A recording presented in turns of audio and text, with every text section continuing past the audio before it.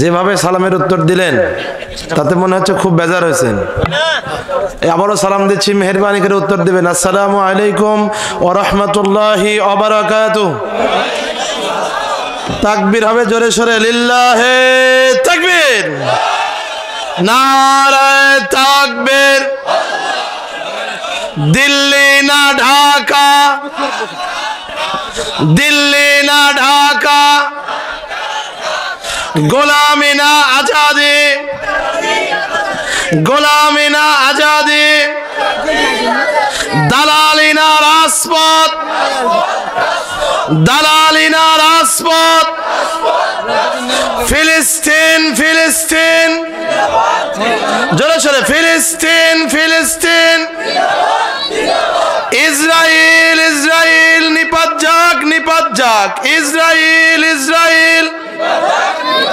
নারায়ে তাকবীর। আলেম ওলামা যেখানে, মসজিদ মাদ্রাসা যেখানে, নারায়ে তাকবীর, লিল্লাহে তাকবীর। যুবকরা জোরে সোরে, দিল্লি না ঢাকা, দিল্লি না ঢাকা, গোলামি না আজাদি, দালালি না রাজপথ। লিল্লাহে তাকবীর, নারায়ে তাকবীর। আল্লাহু আকবার।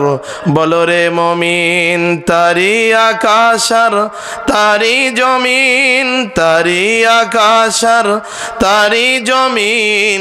আল্লাহু আকবার। বলো রে মুমিন, আল্লাহু আকবার। বলো রে মুমিন। আয় খোদারি পথে চলি, আয় রসুলের কথা বলি, চললে এ পথে জানি আসবে সুদিন, চললে এ পথে জানি যাবে দুর্দিন। আল্লাহু আকবার। বলো রে মুমিন, নারায়ে তাকবীর। কোরআন সুন্নাহর আলো। কিসের ঘরে ঘরে জ্বালো? ঘরে ঘরে জ্বালাই তো 15 বছর মার খাইছে। কোরআন সুন্নাহর আলো। কোরআন হাদিস যেখানে, আলেম ওলামা যেখানে, চললে এ পথে জানি নিরবধি, দুঃখ জ্বালা আর বাধার নদী। খোদার মদত হবে তরি সাথী, কদম কদম পথ চলিস যদি। আয় জান্নাতের পথে চলি, আয় কোরআনের কথা বলি, চললে এ পথে জানি আসবে সুদিন, চললে এ পথে জানি যাবে দুর্দিন। আল্লাহু আকবার। বলো রে মুমিন, আল্লাহু আকবার। বলো রে মুমিন, আল্লাহু আকবার। বলো রে মুমিন। তাকবীর হবে জোরে সোরে, নারায়ে তাকবীর। এই মজলিসে যারা বিয়ে করো নাই তারা একটু হাত জাগাও। আসো, তোমরা আসো, তোমরা তাকবীর দিবে দেখতে চাই যুবকদের আওয়াজ কেমন। আবু সাইদ মুগ্ধর মতো 2000-এর বেশি শহীদ হয়ে বাংলাদেশ স্বাধীন করেছে, এই জন্য তোমাদের আওয়াজটা একটু জোরে সরে দেওয়া লাগবে। পারবে? তোমরা পারবে? তাকবীর হবে জোরে সরে, নারায়ে তাকবীর, লিল্লাহে তাকবীর। এবার তোমরা একটু চুপ করো, যারা বিয়ে করেছেন তারা হাত জাগান। একটা বিয়ে করলে 1 হাত, আর 2টা করলে 2 হাত। আছে আছে কোন সাহসী বীর পুরুষ পালোয়ান আছে 2টা বিয়ে করছে? আমি স্টেজের উপর ডেকে নিব। আছে কি? কেউ নাই? এই এলাকার কেউ নাই? রাজু ভাই আছে? আল্লাহ আপনাকে 2 স্ত্রী সহ জান্নাত দান করুক। জোরে কোন আমিন, আরো জোরে আমিন। এবার যারা বিয়ে করেছেন তারা তাকবীর দিবেন। মান সম্মানের ব্যাপার, আমি কিন্তু আপনাদের দলে। তাকবীর দিবেন জোরে সরে, লিল্লাহে তাকবীর। প্রধান অতিথি মহোদয় উনি জানাবেন আসলে কে ফার্স্ট হয়েছে। যুবকদের আবার সুযোগ দিচ্ছি, লিল্লাহে তাকবীর। বোঝা গেল না?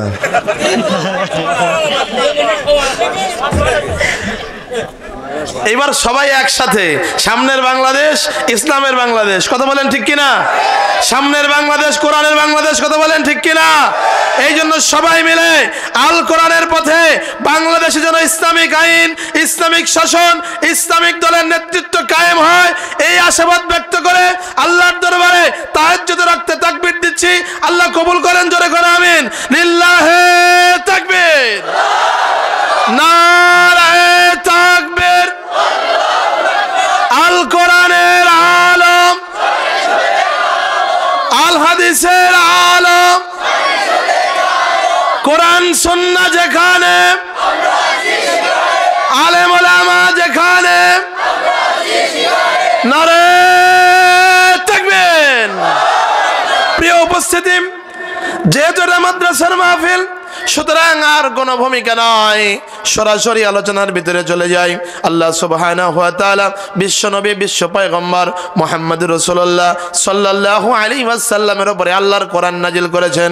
আল্লাহ সুবহানাহু ওয়া তাআলা সমগ্র 23 বছরে 114টি সূরা নাজিল করেছেন। এর ভিতরে আপনাদের খেদমতে আমি রাশিদুল ইসলাম যুক্তিবাদী একটা সূরার কিছু আয়াত তেলাওয়াত করতে চাচ্ছি। আল্লাহ তৌফিক দান করেন, আমার সঙ্গে আপনারাও পড়েন। আউযু বিল্লাহি মিনাশ শাইতানির রাজিম। বিসমিল্লাহির রহমানির রহিম। ইয়া আইয়ুহাল মুদ্দাসসির কুম ফাআনযির ওয়া রাব্বাকা ফাকাব্বির ওয়া থিয়াবাকা ফাতাহহির ওয়া রুজুজা ফাহজুর। জোরে কোন আল্লাহু আকবার। আল্লাহর কোরআনুল কারীমের সূরা মুদ্দাসসির আল্লাহ সুবহানাহু ওয়া তাআলা রাসূলুল্লাহ সাল্লাল্লাহু আলাইহি ওয়াসাল্লামের উপরে দ্বিতীয় নাম্বার ওহী নাজিল করেছেন সূরা মুদ্দাসসির। বিশ্বনবী সাল্লাল্লাহু আলাইহি ওয়াসাল্লাম 40 বছর বয়সে নবুয়ত প্রাপ্ত হন। আমার দিকে তাকান, একটু জোরে বলা লাগবে, কত বছর বয়সে নবুয়ত প্রাপ্ত হন? জোর হলো না, আরো জোরে। 40 বছর বয়সে নবীজি সাল্লাল্লাহু আলাইহি ওয়াসাল্লাম নবুয়ত প্রাপ্ত হন। বিশ্বনবী সাল্লাল্লাহু আলাইহি ওয়াসাল্লাম 25 বছর বয়সে বিয়ে করেন। যুবকরা, তোমরা যারা বিয়ে করো নাই তারা একটু হাত জায়গায় দেখাইতে হবে। একটা করলে এক হাত, দুইটা করলে দুই হাত, আর যদি 4টা করতে চাও তাহলে দাঁড়ায় যাও। আল্লাহ তোমাদেরকে বেশি বেশি স্ত্রী এবং সন্তান সহ জান্নাত দান করুক। একটু জোরে সরে কোন আল্লাহুম্মা আমিন। এই জোরে কোন আমিন। সামনের বাংলাদেশে ইসলামিক দেশ গড়তে হলে তোমার সন্তানকে আলেম বানাতে হবে, কথা বলো ঠিক কিনা? এই জন্য বিয়ে যদি 4টা করো, 4 দশে 40টা বেটা হয়, 40টাই মুজাহিদ হবে, 40টাই কর্মী হবে, 40টাই লেবু মাওলানা হবে, কথা বলো ঠিক কিনা? আল্লাহ তৌফিক দান করুক, জোরে করে আমিন। যারা বিয়ে করে নাই তারা আবার তাকবীর দিবে, লিল্লাহি তাকবীর। প্রিয় মুসলমান ভাইরা আমার, বিশ্বনবী সাল্লাল্লাহু আলাইহি ওয়াসাল্লাম 25 বছর বয়সে বিয়ে করেছেন। 40 বছরের একজন রমণী বিশ্বনবী মুহাম্মদ সাল্লাল্লাহু আলাইহি ওয়াসাল্লাম 25 বছর বয়সে যখন বিয়ে করলেন, 40 বছরের একজন রমণী, নাম তার উম্মাহাতুল মুমিনিন খাদিজাতুল কুবরা রাদিয়াল্লাহু তাআলা আনহা। উনি ছিলেন ব্যবসায়িক মহিলা। ব্যবসা বাণিজ্যের জন্য বিশ্বনবী মুহাম্মদ সাল্লাল্লাহু আলাইহি ওয়াসাল্লামকে পার্টনার হিসেবে নিয়েছিলেন। যখন ইঞ্জিন শরীফ পর্যবেক্ষণ করে উনি দেখলেন শেষ জামানায় একজন পয়গম্বর হবে, নাম হবে মুহাম্মদ, বাবার নাম আব্দুল্লাহ, মায়ের নাম আমিনা, দাদার নাম আব্দুল মুত্তালিব। উনি যখন লক্ষ্য করে দেখলেন সব কিছু মুহাম্মদ ইবনে আব্দুল্লাহর সঙ্গে মিলে যায়, উনি আব্দুল মুহাম্মদ ইবনে আব্দুল্লাহ, আব্দুল মুহাম্মদ ইবনে আব্দুল্লাহকে তার চাচাকে প্রস্তাব প্রেরণ করলেন যে আপনার ভাতিজার সঙ্গে আমি বৈবাহিক বন্ধনে আবদ্ধ হতে চাই। খাদিজার পক্ষ থেকে একজন বাদী অথবা গোলাম গিয়ে আবু তালেবের কাছে প্রস্তাব দিল। আবু তালেব প্রস্তাবগুলো বিশ্বনবীর সঙ্গে মাশওয়ারা করলো। পরামর্শ সাপেক্ষে বিশ্বনবী সাল্লাল্লাহু আলাইহি ওয়াসাল্লাম মত দিল। 25 বছরে 40 বছরের রমণীর সঙ্গে বিয়ে হয়ে গেল। একটু জোরে সরে কোন সুবহানাল্লাহ। 25 বছর সংসার করলেন, মানে বিশ্বনবীর বয়স যখন 50, তখন খাদিজাতুল কুবরা রাদিয়াল্লাহু তাআলা আনহা মারা যায়। ওই সময় তার বয়স ছিল 65 বছর। পদ্মার অন্তরাল থেকে যারা আম্মা জানেরা শুনতেছেন, খাদিজার জীবন থেকে আপনাদের ইবরত হাসিল করার অনেক কাহিনী আছে, আসবো আমি এই পয়েন্টের ভিতরে। তার আগে যুবকদের বলতে চাই, বিয়ে কমপক্ষে 25-এর মধ্যে করা লাগবে। কিন্তু রাজি আছো? কথা কাও রাজি আছো? এখনকার বাবারা কিন্তু খুব চালাক, ওনারা 13 বছরের মেয়েকে বিয়ে করেছেন, কিন্তু ছেলের বয়স মেয়ের বয়স 30 হয়ে গেছে, তা বিয়ে দেয় না। আছে না নাই? এই জোরে কোন আছে না নাই? এই জন্য বিয়ে করতে হবে আগে ভাগে। আল্লাহ আমাদের সন্তানদেরকে আগে আগে বিয়ে করে ইসলামিক দেশ গঠনের পক্ষে ভূমিকা রাখার তৌফিক দান করেন। জোরে কোন আমিন। বিশ্বনবী 25 বছরে বিয়ে করলেন, রাসূল আকরাম সাল্লাল্লাহু আলাইহি ওয়াসাল্লামের বয়স হয়ে গেল 38 বছর। মাঝখানে বিশ্বনবী সাল্লাল্লাহু আলাইহি ওয়াসাল্লাম আমি খাদিজার পেট থেকে 6টা সন্তান হয়েছে। জোরে সরে কোন সুবহানাল্লাহ। আব্দুল্লাহ, 1 নম্বর হচ্ছে আব্দুল্লাহ, আবুল কাসেম, রুকাইয়া, উম্মে কুলসুম, ফাতেমা আর জয়নব, 6 জন সন্তান নবীজি সাল্লাল্লাহু আলাইহি ওয়াসাল্লামের। এই বিশ্বনবী সাল্লাল্লাহু আলাইহি ওয়াসাল্লামের প্রথম স্ত্রী হযরতে উম্মাহাতুল মুমিনিন খাদিজাতুল কুবরা রাদিয়াল্লাহু তাআলার পেট থেকে হয়েছে। আর অন্য একজন বাদী, অন্য একজন দাসীর পেট থেকে হয়েছে। এই সব মিলে বিশ্বনবীর সন্তান জোরে সরে কোন কয়জন? জোর হলো না? কয়জন? আরো জোরে কয়জন? আল্লাহ সুবহানাহু ওয়া তাআলার কি মর্জি, এই 7 জনের ভিতরে 3 জন যে পুত্র সন্তান, এই 3 জন পুত্র সন্তান 7 জনের ভিতরে 3 জন পুত্র সন্তান নাবালেগ অবস্থায় মারা যায়। আর বাকি যে 4 জন কন্যা ছিল, এই কন্যা সবগুলোই 3 জন, 4 জনের ভিতরে 3 জন নবী সাল্লাল্লাহু আলাইহি ওয়াসাল্লামের ইন্তেকালের আগেই ওনারা দুনিয়া থেকে বিদায় নিয়ে চলে যায়। শুধুমাত্র ফাতেমা তুজ-জোহরা রাদিয়াল্লাহু তাআলা আনহা, উনি বিশ্বনবীর ইন্তেকালের কয়েক মাস পর মারা যায়। মোট কথা আল্লাহ রাসূলের সন্তানগুলো 30 থেকে 32 বছরের ভিতরে সব সন্তান আল্লাহর দরবারে পাড়ি জমায়। এই জন্য আমাদের বয়স যদি 32-এ শেষ হয়ে যায়, করার কিছু থাকবে না। এই জন্য এই যুবক বয়সটাকে প্রায়োরিটি দিয়ে আবু সাইদ মুগ্ধের মতো বাংলাদেশ গড়ার জন্য আজই নিয়াত করতে হবে। বসে থাকার সময় নাই। কথা বলতে হবে, ঠিক কিনা? এই যুবক, ঠিক কিনা? বিগত 15 বছরে আমরা নিজে দেখেছি এমন সন্তানও ছিল, বয়স কিন্তু তার 15, ভোট দিয়েছে একাই 25টা। বাসায় গিয়ে বলেননি ঠিক?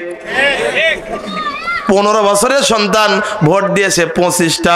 আমরা 25টা ভোট দেব না, কিন্তু 15 বছর বয়স হলে আমরা আল্লাহর পক্ষের দলকে বিজয়ী করার চেষ্টা করব। জোরে কোন ইনশাআল্লাহ। আল্লাহ আমাদের সেই তৌফিক দান করেন। জোরে সরে কোন আল্লাহুম্মা আমিন।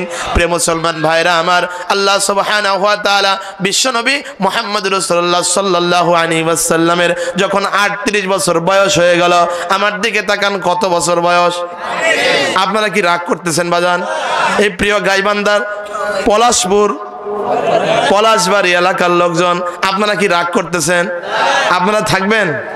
কতক্ষণ থাকবেন? 3টা পর্যন্ত? সুবহানাল্লাহ। কোন কয়টা পর্যন্ত? 3টা পর্যন্ত। আল্লাহ তোমার যে বান্দারা থাকতে চায়, আয় আল্লাহ তুমি 3 বার রাসূলুল্লাহর সঙ্গে জিয়ারত নসিব করে দাও। জোরে সরে কোন আল্লাহুম্মা আমিন। প্রিয় মুসলমান ভাইরা আমার দিকে তাকান। সময় দেখতে দেখতে চলে যাচ্ছে, হায়াতও ফুরিয়ে যাবে, কিন্তু আমরা কি করলাম? সাহাবা আজমাইন রিদওয়ানুল্লাহি তাআলা আলাইহিম আজমাইন জীবন দিয়ে আল্লাহর পথকে, আল্লাহর দ্বীনকে বিজয় করেছেন। বিশ্বনবী সাল্লাল্লাহু আলাইহি ওয়াসাল্লামের একজন সাহাবী ছিল, তার 4টা সন্তান, নওজোয়ান। খুব মনোযোগের সাথে শোনেন, পিছনের ভাইরা একটু গুরুত্ব দিয়ে শোনেন। আল্লাহ রাসূলের এই সাহাবীর 4জন সন্তান দিনদার। এই 4 জন সন্তান নবীজি যখন নবীজির হাতে হাত দিয়ে সবাই পরিবার সব মুসলমান হলেন, 4 জন সন্তানকেই নবীজির দরবারে দিয়ে দিয়েছেন। নবী হে, আপনি এই 4 জন সন্তানকেই যেখানে ইচ্ছা সেখানে ব্যয় করেন। জোরে সরে কোন আল্লাহুম্মা আমিন। আপনারা শুনতেছেন? কয়জন সন্তান? জোর হলো না? কয়জন? জোরছে বলেন, আরো জোরে। বিয়ে করবেন কয়টা? কয়টা? কে 4টা করবেন? হাত জাগান তো দেখি। এই মুজাহিদ আছে জন্য 24-এ দেশ স্বাধীন আছে। এই মুজাহিদেরাই সামনে আগে আবু সাইদ মুগ্ধর মতো গেছে দৌড়ায়, যার কারণে পিছনে পিছনে দৌড় দিছে। কতক্ষণ, ঠিক কিনা? এই জন্য এরকম সাহস থাকতে হবে, বীর পুরুষের মতো। বিয়ে করা হচ্ছে ইবাদত। বিয়ে করা কি? কত কয় না? বিয়ে করা কি? বিয়ে করা ইবাদত। প্রেম করা গুনাহ। গার্লফ্রেন্ড যদি 4টা রাখে, দোস্ত প্রাউড ফিল করে বলে 4টা গার্লফ্রেন্ড, তাহলে তুমি 4টা বিয়ে করলে সমস্যা কোথায়? কতক্ষণ ঠিক কিনা? এই আলোচনা নাই জন্য একাধিক বিয়ে করলে স্বামীকে স্ত্রী জবাই করে দেয়। মা বোনরা মনে করতেছে যে হুজুর এক নামাই দাও, কথা কন না কে? ওনারা মনে করতেছে যে হুজুরকে নামাই দাও, এই খালি 4টা বিয়ে কথা কয় কে? শাহবাজ মাইন 4 সন্তান, হুজুর দোয়া চাই ইনশাআল্লাহ, আল্লাহ আপনাকে নেক হায়াত দারাজ করুক। শাহবাজ মাইনের 4 সন্তান। কয় সন্তান মনে আছে আপনাদের? কয় সন্তান? 4টা সন্তান রসুলের দরবারে দিয়েছেন, ইয়া রাসূলুল্লাহ 4 জন সন্তানে বদর, উহুদ, খন্দক, তারপরে তবুক, মুতার, যেখানে ইচ্ছা সেখানে ব্যয় করেন। এই সন্তান যদি শহীদ হয়, আমি কিয়ামতের ময়দানে আল্লাহর কাছে মাগফিরাতের আশা করতে পারি। জোরে কোন সুবহানাল্লাহ, আরো জোরে আলহামদুলিল্লাহ। নবীজি সাল্লাল্লাহু আলাইহি ওয়াসাল্লামের কাছে 4 জন সন্তান থাকে। যখন যে যুদ্ধ শুরু হয়ে যায়, তখন সেই যুদ্ধের ময়দানে 4 জনকে পাঠায় দেয়। জোরে কোন সুবহানাল্লাহ। বিশ্বনবী মুহাম্মদ রাসূলুল্লাহ সাল্লাল্লাহু আলাইহি ওয়াসাল্লাম উনি যখন মদিনায় হিজরত করলেন, 2য় হিজরি 17ই রমজান। যুবকরা একটু মনোযোগের সাথে শোনো, 2য় হিজরি 17ই রমজান। কাফেররা সশস্ত্র অবস্থায় আসলো 1000। আমার দিকে তাকান, কয় হাজার? জোর হলো না, কয় হাজার? অনেকদিন মিছিল করেন না বারে, অনেকদিন তো আপনারা মিছিলই করেন না, কতক্ষণ নাকি? একটু জোরে সরে কোন, কয় হাজার? আয় আল্লাহ, তোমার বান্দা যারা বলেছে 1000, তাদেরকে হাজার হাজার জান্নাতের ভিতরে হুর দান করো। জোরে সরে কোন আল্লাহুম্মা আমিন। বদরের যুদ্ধের ময়দানে 1000 কাফের এসেছে, ইসলামকে দুনিয়া থেকে বিদায় করে দেবে। গত 15 বছরে শুধু হুজুরদের, মোল্লাদের, বক্তাদের গলা টিপে ধরা হয়েছে, কথা কোন ঠিক কিনা? 1000 সৈন্য এসেছে, মক্কা থেকে নবীজিকে মদিনায় বিতাড়িত করেছে। তারপরেও তাদের স্বাদ মেটে নাই। মক্কা থেকে আবিসিনিয়ায় শাহবাজ মাইন সব ফেলে হিজরত করেছে, তারপরও তাদের স্বাদ মেটে নাই। 1000 এসেছে। এবার মক্কায় মুসলমানদেরকে মক্কা থেকে বিতাড়িত করে মদিনায় পাঠাইছে, কিন্তু মদিনায় মুসলমানদেরকে হত্যা করে দেবে। একটু জোরে সরে কন্যা নাউজুবিল্লাহ। আমার কথা যদি বুঝে থাকেন তাহলে একটু বলা লাগবে, কত সন্ত্রাসী এসেছে? 1000। জোরে বলেন কত? জোর হলো না, আরো জোরে কত? 1000 সন্ত্রাসীরা এসেছে নবীজি সাল্লাল্লাহু আলাইহি ওয়াসাল্লাম এবং ইসলামকে খতম করে দেবে, দুনিয়া থেকে বিদায় করে দেবে, দুনিয়া থেকে মিশাই দেবে। নবীজি সাল্লাল্লাহু আলাইহি ওয়াসাল্লাম বললেন যে আমরা মক্কা থেকে মদিনায় এসেছি। আল্লাহ সুবহানাহু ওয়া তাআলা আমাদেরকে তখন চুপ থাকতে বলেছিলেন, কিন্তু আর নয়, আল্লাহ রাব্বুল আলামিন এখন জিহাদের আয়াত নাজিল করেছেন। সুতরাং আমি যদি চুপ থাকি, শুধু আমি ক্ষতিগ্রস্ত হব না, মদিনার সাধারণ জনগণ, ছোট্ট ছোট্ট কচি কচি বাচ্চাও ক্ষতিগ্রস্ত হবে। সুতরাং আল্লাহর পক্ষ থেকে নির্দেশনা এসেছে, ও আমার সাহাবারা, তোমরা কে কে আছো আল্লাহর রাস্তায় জীবন দেওয়ার জন্য, শহীদ হওয়ার জন্য প্রস্তুত? সাহাবীদের পক্ষ থেকে 313 জন মুজাহিদ দাঁড়ায় গেল। আমার দিকে তাকান, কত মুজাহিদ? আরো জোরে বলেন কত? 313 জন মুজাহিদের একটা জামাত দাঁড়ায় গেল। জামাত দাঁড়ায় বলতেছি, ইয়া রাসূলুল্লাহ, আমরা আপনার সঙ্গে, আপনার পক্ষে অবলম্বন করে কাফেরদের বিরুদ্ধে যুদ্ধ করতে প্রস্তুত। নবীজি সাল্লাল্লাহু আলাইহি ওয়াসাল্লাম সাহাবীদের জামাত নিয়ে বদরের প্রান্তর পর্যন্ত আসলেন। বিশ্বনবী এক জায়গায় কাতারবদ্ধ হলেন। একজন সাহাবী বলতেছে, ইয়া রাসূলুল্লাহ, এই জায়গায় যুদ্ধে দাঁড়ানো আপনার নিজের পক্ষ থেকে আইডিয়া না আল্লাহর পক্ষ থেকে ওহী? নবীজি সাল্লাল্লাহু আলাইহি ওয়াসাল্লাম বললেন, আমি নিজে দাঁড়িয়েছি, আল্লাহর পক্ষ থেকে ওহী নাই। উনি তখন বলতেছেন, ইয়া রাসূলুল্লাহ, পিছনে অনেক যুদ্ধ আমি করেছি, যে জায়গায় দাঁড়িয়েছি এই জায়গায় যদি দাঁড়াই শত্রুপক্ষ আমাদের উপরে আঘাত করা সহজ হবে। এর চাইতে আরো একটু পাশে চলে যান, সামনে আগায় যান, ওই যে উঁচু জায়গাটা দেখা যায়, ওই উঁচু জায়গায় যদি আমরা দাঁড়াই তাহলে আল্লাহ সুবহানাহু ওয়া তাআলা আমাদের পক্ষ বিজয় দিতে পারে, কারণ ওই জায়গাটা সমর বিদ্যা পরিচালনা করার জন্য যথেষ্ট উপযুক্ত। জোরে কোন সুবহানাল্লাহ। নবীজি সাল্লাল্লাহু আলাইহি ওয়াসাল্লাম সাহাবা আজমাইনের জামাত নিয়ে ঠিক ওই জায়গাটাই দাঁড়ালেন এবং আল্লাহ রাসূল বললেন যে তুমি যে আমাকে পরামর্শ দিলে আমার ডিসিশনের চাইতে তোমার পরামর্শ উত্তম। একটু জোরে সরে কোন সুবহানাল্লাহ। এখানে আমরা যারা হুজুর আছি এখান থেকে শিক্ষার বিষয় আছে। আমরা যারা পীর সাহেব, আমরা যারা বুজুর্গ, আমরা যারা মুহতামিম, আমরা যারা নায়েবে আমির, আমরা যারা আমির, অনেকেই মনে করি যে আমি যেটা বলবো সেটাই ঠিক। না রে বান্দা, না, না রে উম্মত, না। আল্লাহ রাসূলের শিক্ষা হচ্ছে উনি যেখানে দাঁড়িয়েছিলেন সাহাবীর পরামর্শকে উনি গুরুত্ব দিয়েছেন। সামনে দাঁড়ায় দেখলেন হ্যাঁ আমার ডিসিশনের চাইতে সাহাবীর ডিসিশন ঠিক, সুতরাং যা করব আমরা মাশওয়ারা করে করব। আল্লাহ তাআলা আমাদেরকে এই গুণ অর্জন করার তৌফিক দান করেন। জোরে কোন আমিন। তাকবীর হবে জোরে সরে, নারে তাকবীর। দিল্লি না ঢাকা, গোলামি না আজাদি, দালালি না রাজপথ। মনে থাকবে? ফিলিস্তিন ফিলিস্তিন, ইসরায়েল ইসরায়েল, নারে তাকবীর। প্রিয় মুসলমান ভাইরা আমার, নবীজি সাল্লাল্লাহু আলাইহি সাল্লাম সামনে দাঁড়ায় গেছেন। এই যুদ্ধটা এত গুরুত্বপূর্ণ যুদ্ধ, বদরের যুদ্ধ। 313 জন যুদ্ধ করবে 1000-এর বিরুদ্ধে। মুসলমানদের পক্ষ থেকে 2টা ঘোড়া আর কাফেরদের পক্ষ থেকে 70টা ঘোড়া। মুসলমানের পক্ষ থেকে উট নাই বললেই চলে, কাফেরদের পক্ষ থেকে 100 উট। মুসলমানদের অস্ত্র শস্ত্র গোলা বারুদ কামান কিছুই নাই, কাফেরদের অস্ত্র শস্ত্র গোলা বারুদ কামান সব কিছু আছে। আল্লাহ রাসূল বললেন রে আমার সাহাবারা, তোমরা যদি এই যুদ্ধের ময়দানে টিকতে না পারো ইসলাম চিরতরে খতম হয়ে যাবে, আল্লাহর নাম নেওয়ার মতো আর কেউ থাকবে না। নবীজি সাল্লাল্লাহু আলাইহি ওয়াসাল্লাম রাতের বেলায় তাহাজ্জুদের নামাজে দাঁড়ায় গেলেন। সারা রাত নবী কেঁদেছেন, আল্লাহ আজকে এই 313 জামাতকে যদি আপনি লণ্ডভণ্ড করে দেন, ক্ষতিগ্রস্ত করে দেন, কাফেররা যদি 313 উপরে হামলা করে তাহলে আমরা বাঁচতে পারবো না। তোমার এই দুনিয়ায় আল্লাহর নাম নেওয়ার মতো আর কেউ থাকবে না।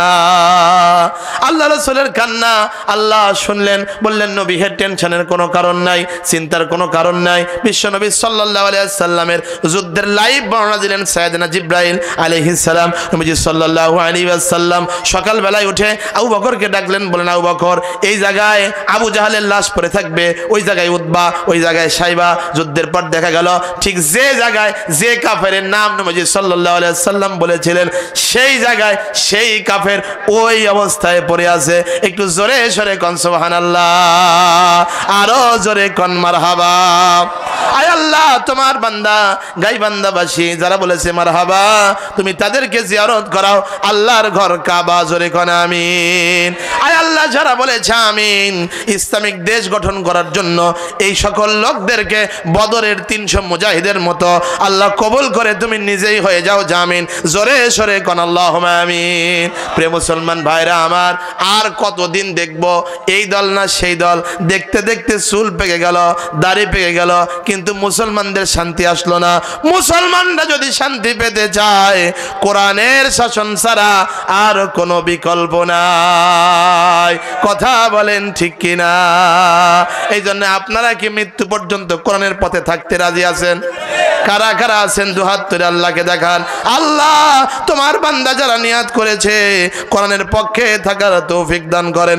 জোরে সরে কোন আল্লাহুম্মা আমিন। প্রিয় গাইবান্দাবাসী আমার সাথে কণ্ঠে কণ্ঠ মিলে একটু বলেন তো, কোরআনের পথে অবিচল থেকে আমার মরণ যেন হয়। জোরে কোন আমিন। আপনারা কি স্ত্রীকে সাথে করে জান্নাতে যাবেন না স্ত্রীকে রেখেই চলে যাবেন? সাথে করে। তাহলে কোরআনের পথে নিজেও থাকবেন, স্ত্রীকেও রাখবেন। কতক্ষণ ঠিক কিনা?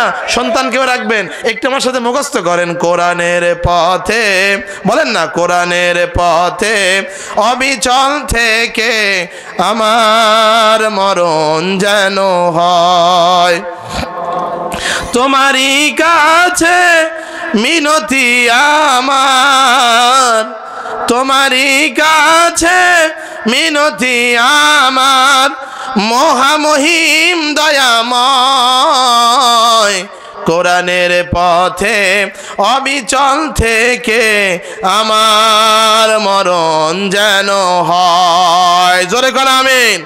বাঁচলেও কোরআনের পথে, মরলেও পথে, বাঁচলে গাজী, মরলে শহীদ। আল্লাহ আমাদেরকে শহীদ হিসেবে কবুল করেন, জোরে কোন আমিন, আরো জোরে আমিন। এই গ্রামের ভিতরে শিকরগাড়ি সুলতানপুরের নুরানি হাফেজিয়া মাদ্রাসার নেতৃত্বে এই গ্রামের ভিতরে এমন একটা দল থাকা দরকার যে জল বা জামাতের কাজ হবে অন্যায়কে রুখে দেওয়া। এই এলাকায় কোনো সন্তান যেন এমন না থাকে যে সন্তান পিতা মাতাকে ভাত দেয় না। যদি এমন কোনো সন্তান থাকে, মাদ্রাসার ভিতরে গাছের সাথে বাঁধবেন, আমাকে ডাকবেন, বিচার হবে তার। কথা কোন ঠিক কিনা? এটাও কোরআনের শাসনের একটা অংশ। এই এলাকায় বিয়ে হইলে অনেক সময় গান বাজনার আয়োজন করা হয় কিনা? কতক্ষণ হয় কিনা? বিগত 15 বছরে গান বাজনা করেছে, কোনো পারমিশন লাগে নাই। কোরআনের শাসন আর কোরআনের তাফসীর করতে গেলে পারমিশন লেগেছে। কতক্ষণ ঠিক কিনা? উচিত কথা বললে, চাচা তুমি নৌকায় থেকে নামো, শুধু নামবো না বরং নৌকা। আপনারা বলেন লিল্লাহে তাকবীর, নারায়ে তাকবীর। প্রিয় মুসলমান ভাইরা আমার, আল্লাহ সুবহানাহু ওয়া তাআলা আমাদেরকে যে শক্তি দিয়েছেন, যে কুওয়াত দিয়েছেন, এটা দিনের কাজে ব্যয় করতে হবে। নবীজি সাল্লাল্লাহু আলাইহি ওয়াসাল্লামের ওই যে যুবক সাহাবী ছিল, তারা দিনের পথে নিজে এবং তার পরিবার সহ সময় ব্যয় করেছেন। যে কথা বলা উদ্দেশ্য, যুবকরা তোমাদেরকে বলে যায়, এই এলাকায় যদি বিয়ে হয়, বিয়ের ভিতরে গান বাজনার আয়োজন করা হয় কিনা? আয়োজন করা হয়। ভালো করে শোনো, খালি বাদাম খাও না, ভালো করে শোনো। তোমাদের বাড়ি কি এখানে? এখানে বাসা। যদি বিয়ের অনুষ্ঠানে গান বাজনার আয়োজন হয়, তোমরা একটা জামাত নিয়ে যাবে, একটা টিম নিয়ে যাবে, মুসল্লি এবং মসজিদের মুত্তাকিদের, মসজিদের মুক্তাদিদের সাথে নিবে, ইমাম সাহেবকে সাথে নিবে, যার দাওয়াত দিবে, ভাই বিয়ে করা হচ্ছে ইবাদত, আর তুমি যেটা নিয়ে এসছো সেটা হচ্ছে গুনাহ। যদি গুনার কাজ দিয়ে তোমার মেয়ে, তোমার ছেলে, তোমার পুত্রবধূ, তোমার অন্যান্য সন্তান নাতিপুতির কাজ বিয়ে চালু করা হয়, তাহলে কি ভালো হবে না খারাপ হবে? এই জোরে কান, ভালো না খারাপ? তাহলে এই খারাপ কাজ রুখে দেওয়ার জন্য আমরা এই সুলতানপুর মধ্যপাড়াবাসী প্রতিজ্ঞাবদ্ধ, যে যে দল করি না কেন, আমরা এই বিষয়ে একমত, বিয়ের অনুষ্ঠানে আর কোনো দিন বাদ্যযন্ত্র বাজবে না, বাজবে না। এটা কি নিয়ত করা যায়? কারা কারা বাদ্যযন্ত্রের বিরুদ্ধে আছেন তারা তারা হাত জাগান। যে ঘরে বাজবে তাকেই বয়কট করবেন। না না, এই অনুষ্ঠান অন্তত সুলতানপুর মধ্যপাড়ায় চলবে না। আমি বলবো বিয়ের অনুষ্ঠানে বাদ্যযন্ত্র, আপনারা বলবেন চলবে না, চলবে না। জোরে কোন, বিয়ের অনুষ্ঠানে বাদ্যযন্ত্র, বিয়ের অনুষ্ঠানে বাদ্যযন্ত্র, দিল্লি না ঢাকা, দালালি না রাজপথ, গোলামি না আজাদি, নারে তাকবীর। আমার যেহেতু বিয়ের প্রসঙ্গ উঠলই, সুতরাং একটু বলে যাই, আল্লাহ সুবহানাহু ওয়া তাআলা বিয়ের ব্যাপারে আয়াত নাজিল করেছেন, ওয়া আনকিহুল আয়ামা মিনকুম ওয়াস-সালিহিনা মিন ইবাদিকুম ওয়া ইমাইকুম ইয়াকুনু ফুকারা ইউগনিহিমুল্লাহু মিন ফাদলিহি ওয়াল্লাহু ওয়াসিউন আলিম। আল্লাহু আকবার। আল্লাহ সুবহানাহু ওয়া তাআলা বিয়ের ব্যাপারে আয়ামা যারা আছে, যাদের বউ নাই অথবা যাদের স্ত্রী নাই, মনোযোগের সাথে শোনো, তোমরা যারা বিয়ে করো নাই অথবা যাদের মহিলা আছে কিন্তু এখন পর্যন্ত স্বামী জোটে নাই, এই সকল পুরুষ এবং মহিলাকে আয়ামা বলা হয়। আল্লাহ রাব্বুল আলামিন ঘোষণা করছেন, ওয়া আনকিহুল আয়ামা মিনকুম ওয়াস-সালিহিনা মিন ইবাদিকুম ওয়া ইমাইকুম। হে অভিভাবকরা, হে বাবারা, হে দাদারা, চাচারা, মায়েরা, শুনে রাখো, তোমাদেরকে আল্লাহ হুকুম করছেন, এই সকল আয়ামা যাদের আন্ডারে আছে তাদেরকে আল্লাহ হুকুম দিচ্ছেন, তাদেরকে তোমরা বিয়ে দিয়ে দাও। কার হুকুম? জোরে কন, আরো জোরে, কার হুকুম? তার মানে হচ্ছে যারা আনম্যারিড আছে, অবিবাহিত আছে, সামর্থ্যবান পুরুষ অথবা মহিলা, তাদেরকে বিয়ের জন্য হুকুম দিচ্ছেন আল্লাহ, কিন্তু অভিভাবককে দিচ্ছেন দায়িত্ব, তোমরা তোমাদের সন্তানদের বিয়ে দিয়ে দাও। তাফসিরের যে কিতাবগুলো এসেছে, এই কিতাবের ভিতরে স্পষ্ট করে লেখা আছে এই আয়াতের তাফসির। সুতরাং বিয়ের জন্য গুরুত্বপূর্ণ ভূমিকা পালন করতে হবে পিতামাতাদের। পিতা মাতা যখন ভূমিকা ছেড়ে দিয়েছে, সন্তানরা তখন ফেসবুকে সেটিং শুরু করে দিছে। একটু জোরে সোরে বলা লাগবে, ঠিক কিনা? 30 বছর বয়স হয়ে গেছে। আমার এলাকায় আমি দেখেছি মেয়ের বয়স 30 বছর। মেয়ের বাবাকে বললাম, চাচা আপনার মেয়ের বয়স হয়ে গেছে, বিয়ে দিয়ে দেন, এটা আপনার প্রতি দায়িত্ব। চাচা বলতেছে, এক বিটির বিয়ে না দিলে কি হবে? সুবহানাল্লাহ, জোরে কর নাউজুবিল্লাহ। এই জোরে কর না কেন নাউজুবিল্লাহ? আচ্ছা 30 বছর বয়স হয়ে গেছে, বাবা যদি বলে এক বিটির বিয়ে না দিলে কি হবে? ওই বাবা কি করবে কোন তো আপনারা? আল্লাহ কি করবে?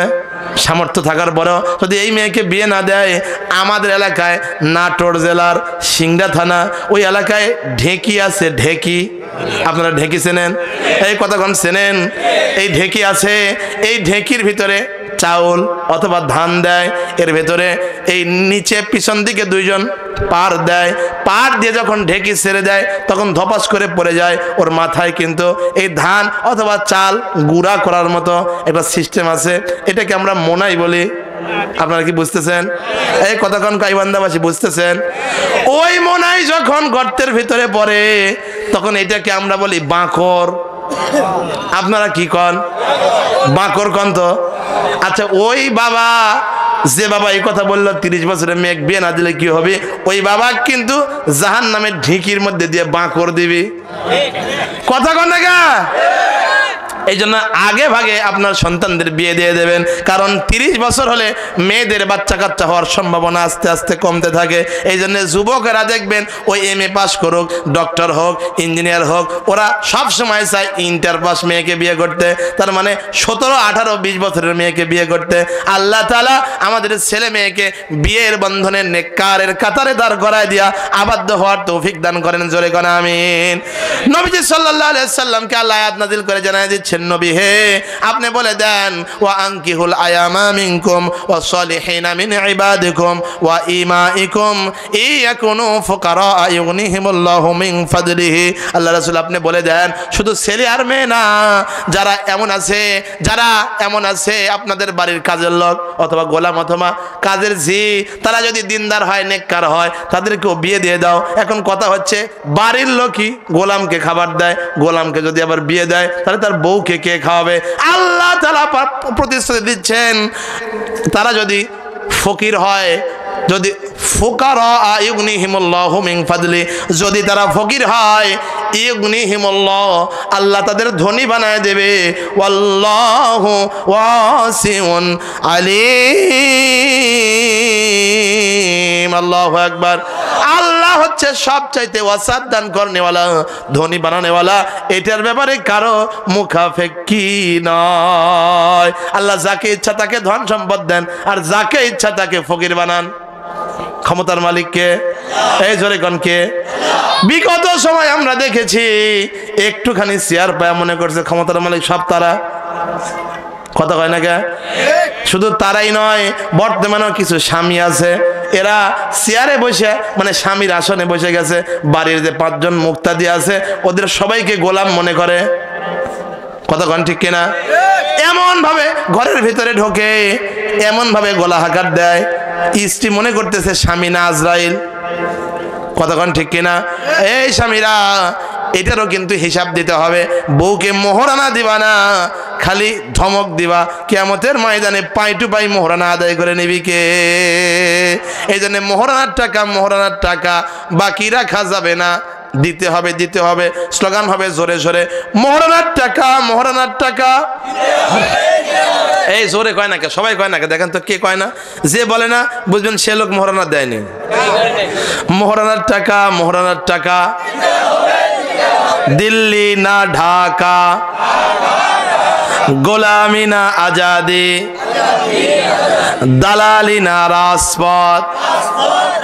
আমাদের সিংড়া উপজেলায় ঠিক উপজেলার সামনে লেখা আছে, সেটে নয় খেটে বড় হও। কথা কি বুঝতেছেন আপনারা? সেটে নয় খেটে বড় হও। ঠিক উপজেলা যে হসপিটাল আছে হসপিটালের সামনেই লেখা আছে এই কথাটা, ছাত্ররা লিখছে নিজে হাতে। যাই হোক, এই চেটে নয় বরং খেটে বড় হন, কথা কোন ঠিক কিনা? এই জোরে কোন ঠিক কিনা? সামনে আর কোনো চাটাচাটি চলবে না। আল্লাহ তাআলা কবুল করুক, জোরে এখানে আল্লাহুম্মা আমিন। দুর্ভাগ্যজনক হলো সত্য, আমরা লক্ষ্য করছি ডক্টর মোহাম্মদ ইউনূস সরকারের কিছু উপদেষ্টা আছে যারা ফারুকের মতো নাস্তিক, কথা কোন ঠিক কিনা? আমরা চাই না এরকম মানুষ উপদেষ্টা হোক, আমরা চাই আসিফ মাহতাবের মতো একজন বীর পুরুষ উপদেষ্টা, কথা কোন ঠিক কিনা? জোরে বলেন ঠিক কিনা? আল্লাহ কবুল করেন, জোরে কোন আল্লাহুম্মা আমিন। আরো জোরে আল্লাহুম্মা আমিন। আয় আল্লাহ, 2024 সালের জুলাই আগস্ট বিপ্লবে যারা জীবন দিয়েছে, শহীদ হয়েছে, তাদেরকে শাহাদাতের সুউচ্চ মাকাম দান করেন, জোরে কোন আমিন। আয় আল্লাহ, যারা অসুস্থ আছে, গুলিবিদ্ধ আছে, তাদেরকে অতি সত্বর শেফায়ে আজেলা দান করেন, জোরে কোন আল্লাহুম্মা আমিন।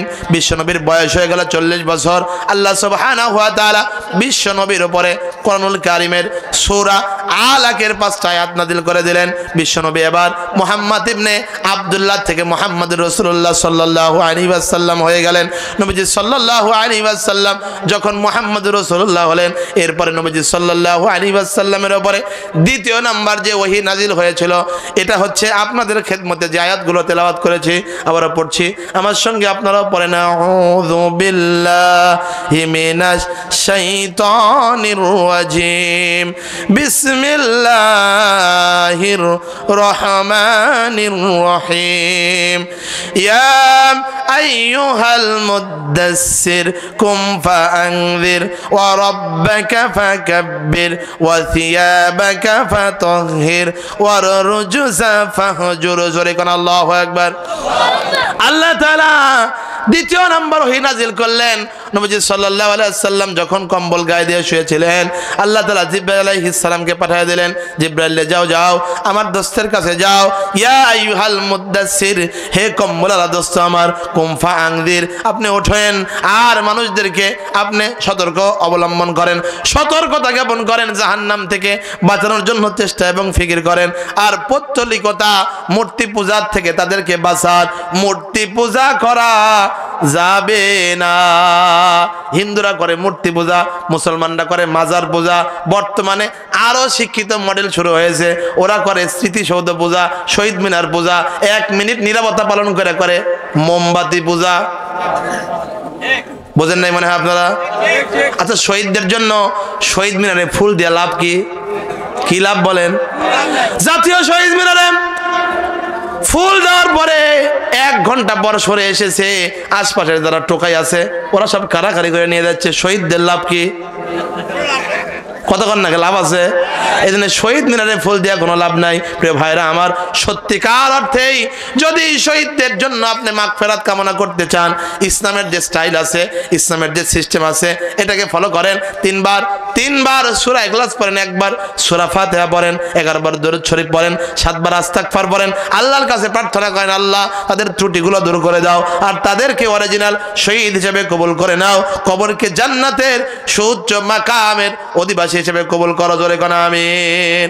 প্রিয় মুসলমান ভাইরা আমার, যে কথা আলোচনা করছিলাম, বিশ্বনবী সাল্লাল্লাহু আলাইহি ওয়াসাল্লাম কম্বল গায়ে দিয়ে আছেন, আল্লাহ তাআলা আয়াত নাযিল করলেন, নবী আপনি ওঠেন।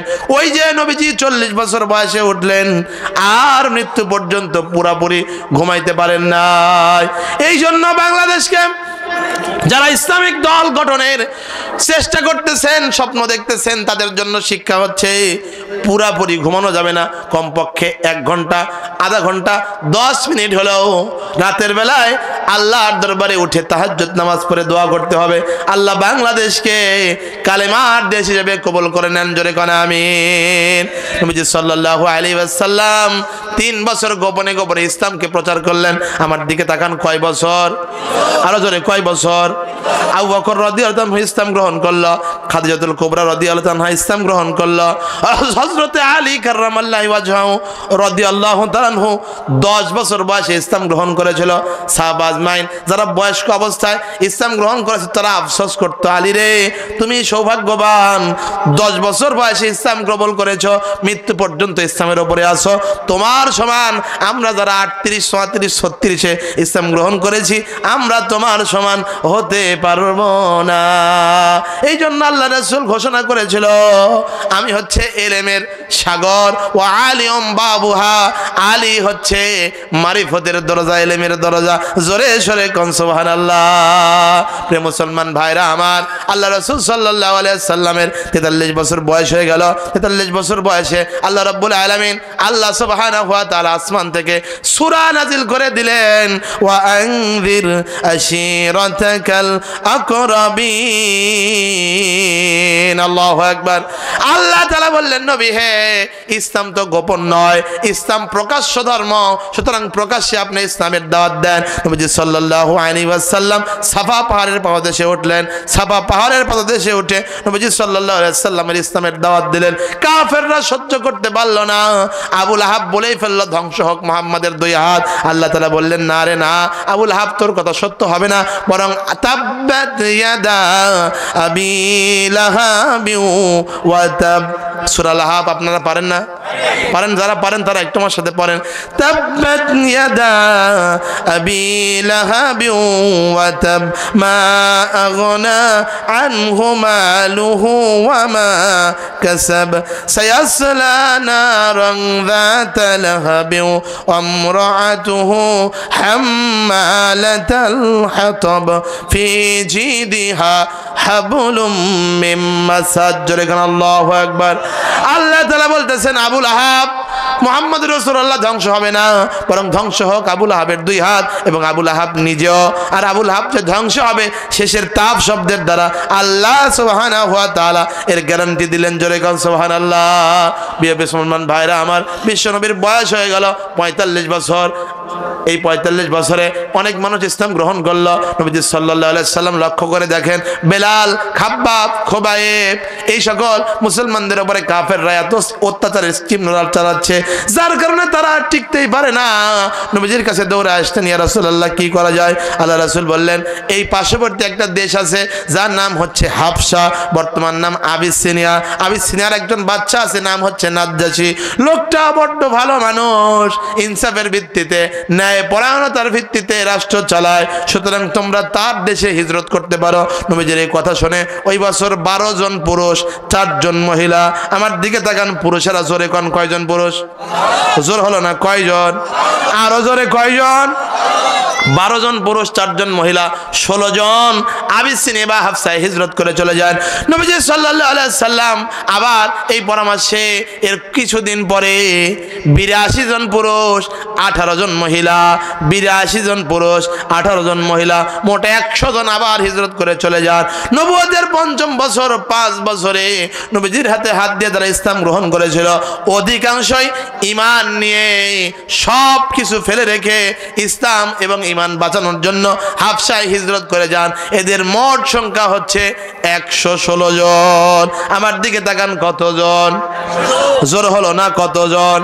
116 জন যখন চলে গেল আবিসিনিয়া হিজরত করে, তারা চিন্তা করলো, আমরা এখন কি করি, আমরা এখন কি করি? কাফেররা চিন্তা করলো, তারা চলে গেল কিন্তু আমাদের বলে গেল না। এত বড় সাহস! আমরা নেতা, আমাদের বলে গেল না। সংসার, সম্পদ, ভিটামাটি, টাকা পয়সা সব ছেড়ে দিয়ে শুধুমাত্র ঈমান বাঁচানোর জন্য তারা আবিসিনিয়া বা হাবশায় গেছে। কিন্তু নেতাদের মেজাজ গরম, যে চলে গেল কিন্তু বলে গেল না। কে? আমাদের ইচ্ছা ছিল মারতে মারতে মাইরা ফেলবো, ওরা চলে গেল, আর তো মারতে কতক্ষণ, আর তো মারতে পারবো না। এই জন্য মেজাজ গরম হয়ে গেছে। 2 জন ডাকাতকে পাঠায় দিছে, আবিসিনিয়ায় যাও, বাদশা নাজ্জাশীর কাছে গিয়ে বাদশা নাজ্জাশীকে বলবে এরা হচ্ছে খারাপ মানুষ, যার কারণে নিজের দেশে থাকতে পারে নাই, সুতরাং আপনি তাদেরকে আবার আমাদের দেশে পাঠায় দেন, আমরা আচ্ছা তাকে মারতে মারতে মাইরা ফেলি। আপনারা কি ওয়াজ শুনতেছেন ভাই? মুসলমানদের কি অবস্থা চিন্তা করেন। অল্প কয়েকজন মুসলমান ইমান নিয়ে ইমান বাঁচানোর জন্য আবিসিনিয়ায় গেছে, কাফেররা 2 জন গেছে। আবিসিনিয়ার বাদশা নাজ্জাশীকে এই কথা বলল। নাজ্জাশী এক পর্যায়ে বলতেছে না না, মুসলমানদের কথাগুলো শুনি নেই। মুসলমানদের কথা শুনলো। মুসলমানদের পক্ষ থেকে হযরতে আলী রাদিয়াল্লাহু তাআলা আনহুর ভাই উনি বললেন যে আবিসিনিয়ার বাদশা মশাই, আমরা ছিলাম একজন অপদার্থের মতো মানুষ, আমরা ভাই ভাই গন্ডগোল করতাম, ফ্যাসাদ করতাম, হাঙ্গামা করতাম। আমরা উলঙ্গ অবস্থায় বিবস্ত্র অবস্থায় 360টা মূর্তিকে কাবা ঘরের ভিতরে স্থাপন করে আমরা জাহান্নামী হয়ে গিয়েছিলাম প্রায়। আমরা তার ইবাদত বন্দেগী করতাম। একজন আমাদের ভিতরে আল্লাহ সুবহানাহু ওয়া তাআলা রাসূল পাঠালেন, নবী পাঠালেন, উনি হচ্ছে মুহাম্মদ রাসূলুল্লাহ। উনি আমাদের এক আল্লাহর ডাক দিলেন। জোরে কোন কয় আল্লাহ? জোরসে বলেন আল্লাহ কয়জন? আরো জোরে কয়জন? এক আল্লাহর দিকে আহ্বান করলেন, কোরআন দিয়ে আমাদেরকে বোঝালেন, আমাদের চরিত্র ঠিক করলেন। এটা দেখে কাফেররা সহ্য করতে পারলো না। ওরা আমাদেরকে আবার মূর্তি পূজার দিকে নিয়ে যায়। আবিসিনিয়ার বাদশা ছিল খ্রিস্টান, বলতেছে ঠিক আছে, আমি সব কিছু বোঝার পর বুঝতে পারলাম তোমরা হচ্ছে নিরাপরাধ, তারাই অপরাধী। সুতরাং অপরাধীর কাছে নিরাপরাধ মানুষকে আমি আর ফেলে দিতে পারি না। একটু জোরে সরে কোন মারহাবা। আয় আল্লাহ, তোমার বান্দা গাইবান্দাবাসী যারা বলেছে মারহাবা, আপনি তাদেরকে জিয়ারত করান আল্লাহর ঘর কাবা। জোরে কোন আমিন, আরো জোরে আল্লাহুম্মা আমিন। প্রিয় ভাইরা আমার, নবীজি সাল্লাল্লাহু আলাইহি ওয়াসাল্লাম এইবার বিশ্ব নবী সাল্লাল্লাহু আলাইহি ওয়াসাল্লামের সাহাবারা ওখানে আছেন, নিজেরা ইসলাম পালন করেন, ইসলামের পক্ষে মানুষদের দাওয়াত দেন। আবিসিনিয়ার বাদশা বলল, তোমরা নিরাপদে থাকো, নিশ্চিন্তে থাকো, তোমরা হচ্ছে রাষ্ট্রীয় মেহমান। তোমাদেরকে যারা গালি দিবে তাদের বিরুদ্ধে আমি ফাইন ধার্য করব, ট্যাক্স ধার্য করব। মুসলমানদের গালি দেওয়া যাবে না।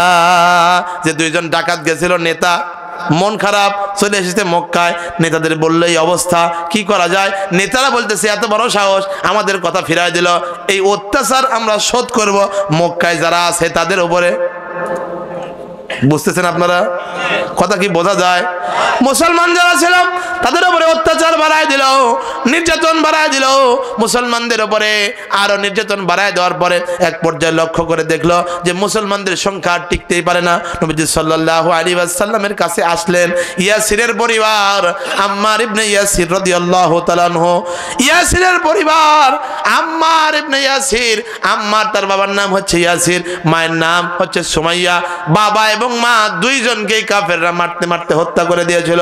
ইয়াসিরের পরিবারের একদিন সামনে দিয়ে মুহাম্মদ রাসূলুল্লাহ সাল্লাল্লাহু আলাইহি ওয়াসাল্লাম যায়। ইয়াসিরের পরিবার মনে করলো নবীজি একটু সান্ত্বনা দেবে।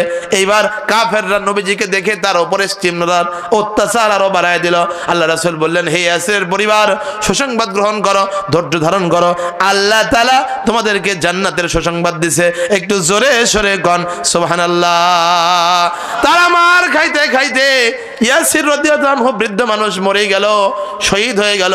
তার স্ত্রী ছিল সুমাইয়া রাদিয়াল্লাহু তাআলা আনহা, তিনিও শহীদ হয়ে গেলেন।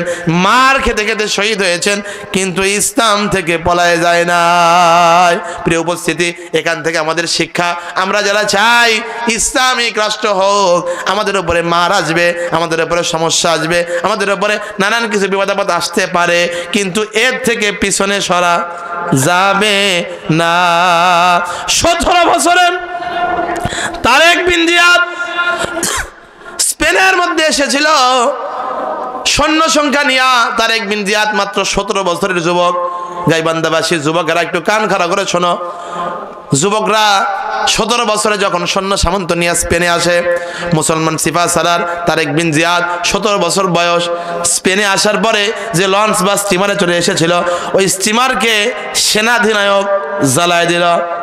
সাধারণ পাবলিক বলতেছে, আমিরুল মুমিনিন, হে আমাদের যুদ্ধের সিপাহ সালার নেতা সেনাপতি, আপনি পুরাই দিলেন, তাহলে আমরা কি করে বাসায় ফিরে যাব?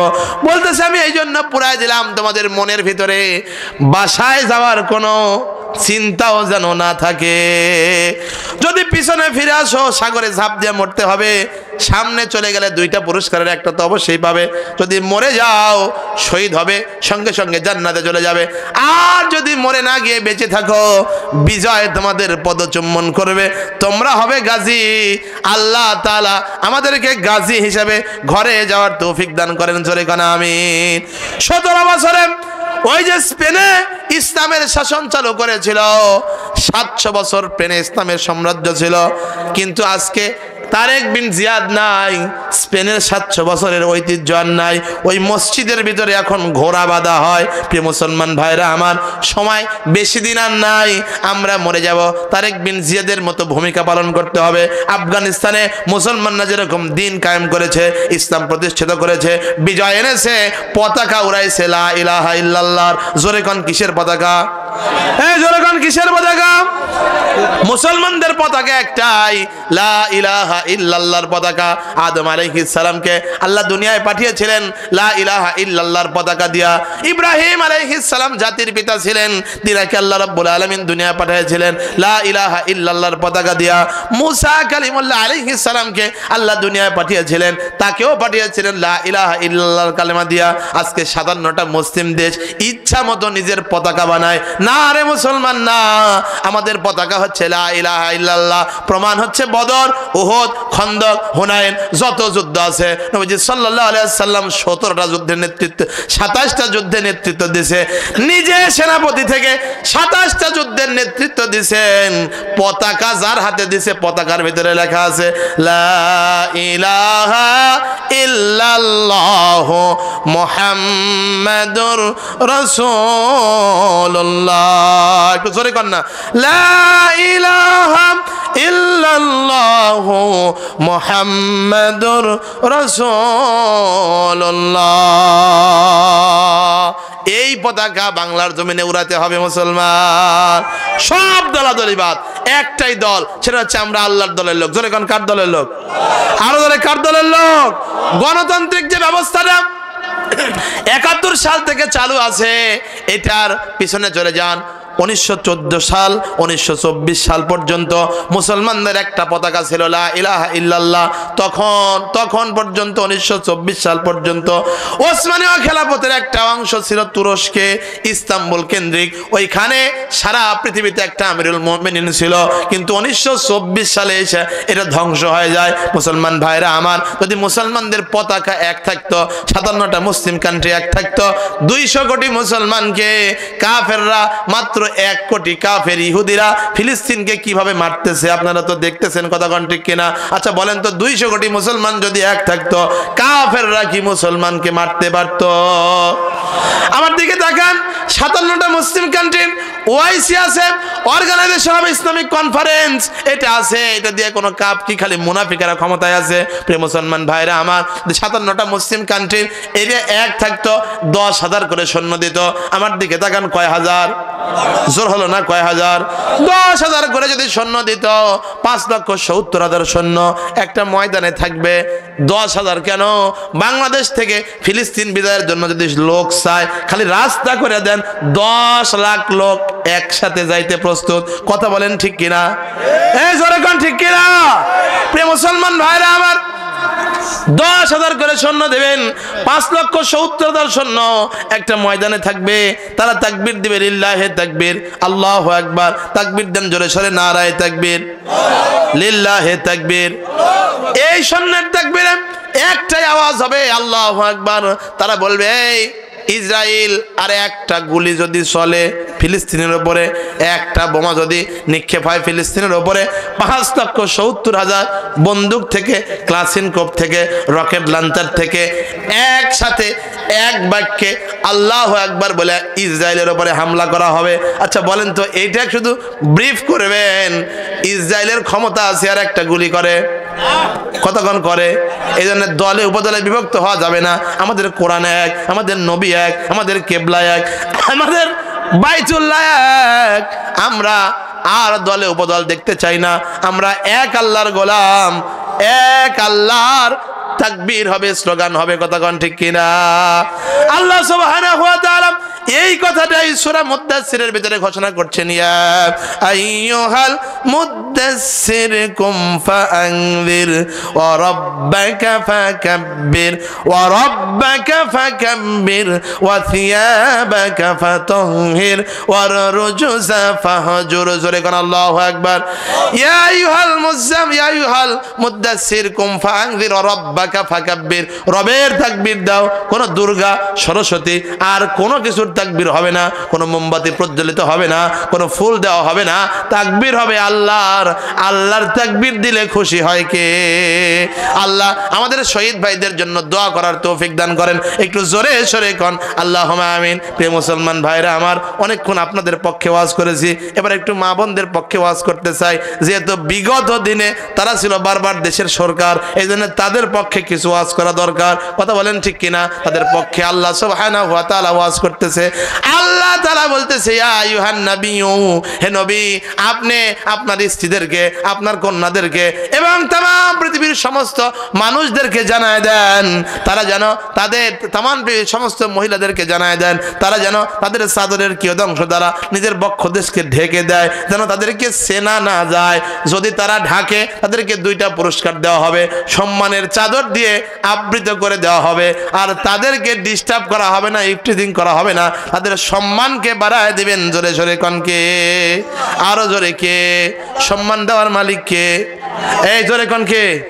কিন্তু এই সম্মান আমরা নিজেরাই কমাই। আচ্ছা বলেন তো, গাইবান্ধায় কি ওই সকল পোশাক দেখা যায় যে সকল পোশাকের ইয়াং মেয়ে রাস্তা দিয়ে হেঁটে যায়, এই চালি থেকে হাতা পর্যন্ত ডানা কাটা পরি?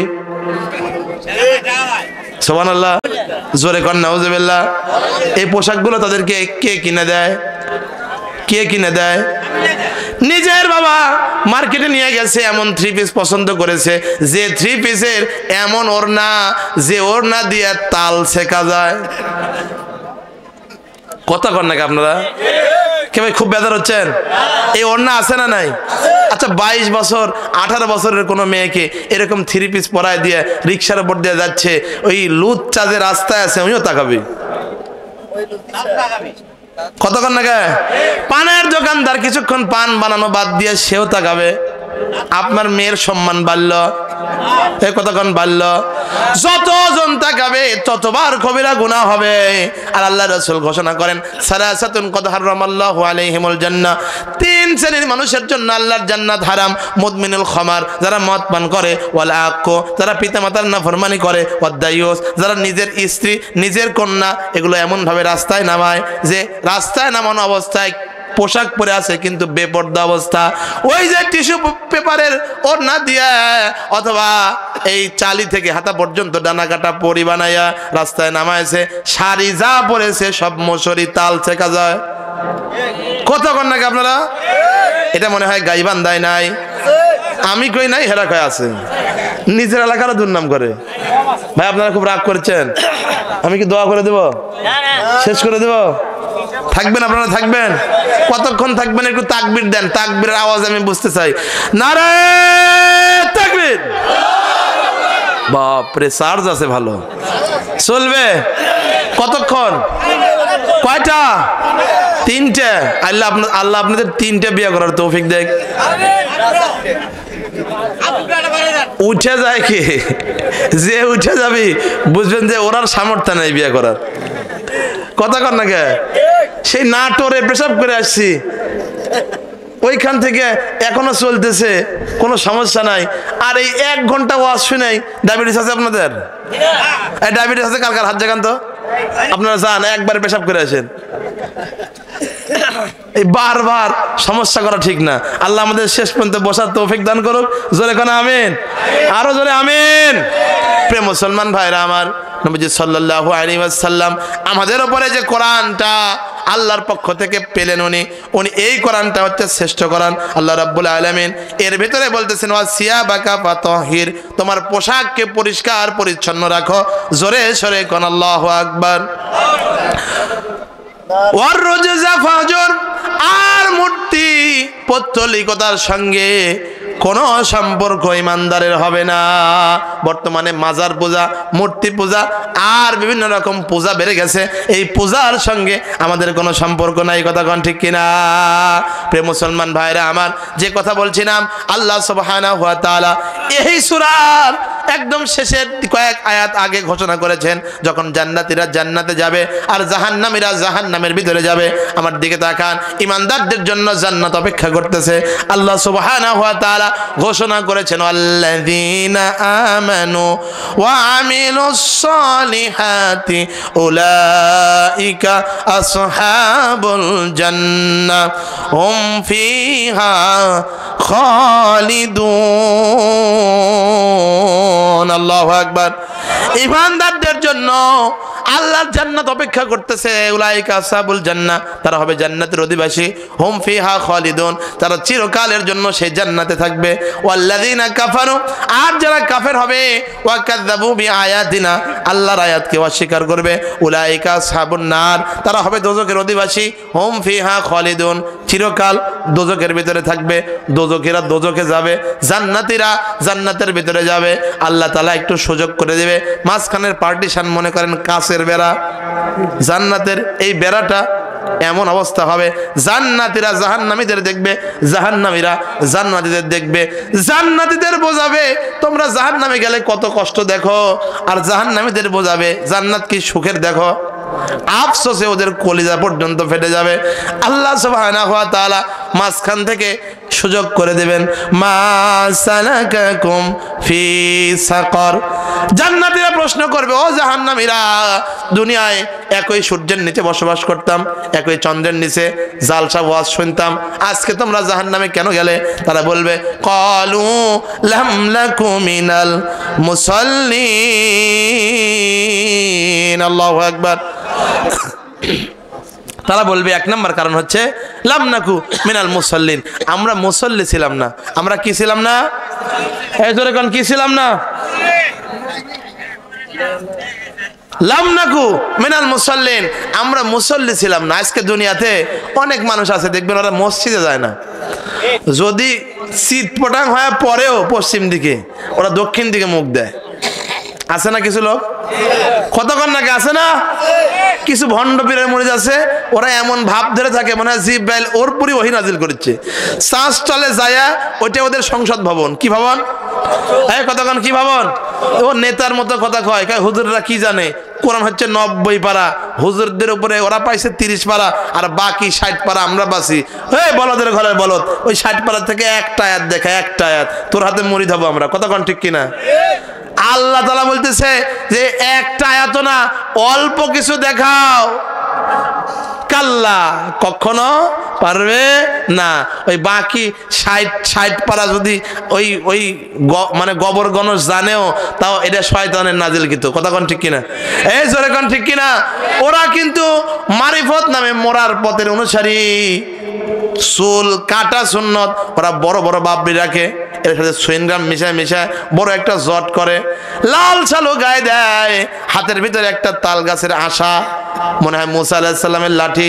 এমন ভাব, ওরা ইলের ধাক্কা দিয়া মক্কার ঘরের মুরগি তারায়। আছে না নাই? এই সকল মানুষের পিছে দৌড়ানো যাবে না।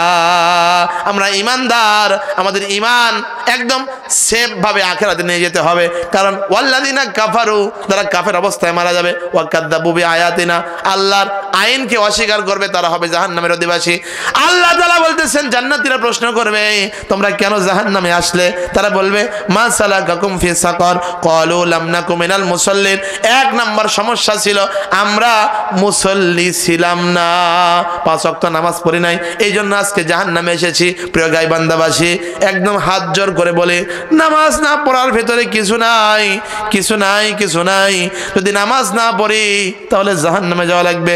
আল্লাহর কোরআন সূরা মুদ্দাসসির থেকে বলতেছি, জাহান্নামে যায় লাভ কি ভাই? এই জন্য আসেন না আজ থেকে এই জালসা মাহফিলে অন্তত নিয়াত করি, আল্লাহ তাআলা আমাদেরকে 5 ওয়াক্ত নামাজ পড়ার তৌফিক দান করেন। জোরে কোন আমিন, আরো জোরে আল্লাহুম্মা আমিন। 5 ওয়াক্ত নামাজ পড়লে 5টা পুরস্কার মালিক বানায় দিবেন কে? জোরে বলেন কে? জোর হলো না, আরো জোরে কে? একবার আল্লাহ নাম বলবেন, হামজা লাম লাম হা, 40টা নেকির মালিক বানায় দিবে কে?